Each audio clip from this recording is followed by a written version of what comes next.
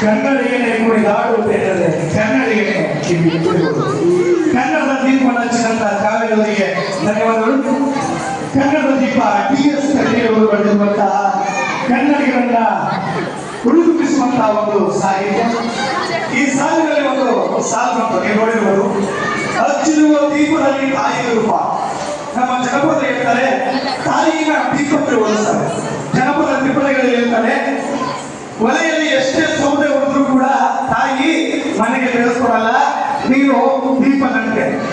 ದೀಪ ಮನೆಗೆ ಹೇಗೆ ಬೆಳಕು ಕೊಡುತ್ತೋ ತಾಯಿಯು ಅಷ್ಟೇ ಹೆಣ್ಣಿನ ಮನಸ್ಸಿಗೆ ಬೆಳಕನ್ನು ಕೊಡುವಂತಳು. ಅದಕ್ಕೆ ಹಚ್ಚಿರುವ ದೀಪದಲ್ಲಿ ತಾಯಿಯ ರೂಪ. ಹಾಗೆ ಕನ್ನಡದ ಹಚ್ಚಿರುವ ಕನ್ನಡದ ದೀಪ ಅಂತೇಳಿ ಕನ್ನಡದ ದೀಪವನ್ನು ಹಚ್ಚುವಂತ ನಮ್ಮ ಕವಿವರ್ಯರು ಅದಕ್ಕೆ ಹೇಳಿದರೆ, ಎಲ್ಲೆಲ್ಲಿ ಕನ್ನಡದ ಕಪ್ಪು ಸೂಸರು ಅಲ್ಲಲ್ಲಿ ಕನ್ನಡ ಚಾಚೆಯರು. ಕನ್ನಡಿಗನೇ ಕುಡಿದಾಡುವುದೆಂದರೆ ಕನ್ನಡಿಗನೇ ತಿಳಿಯುವುದು. ಕನ್ನಡ ಕನ್ನಡ ಬನ್ನಿ ನಮ್ಮ ಸಂಗಡ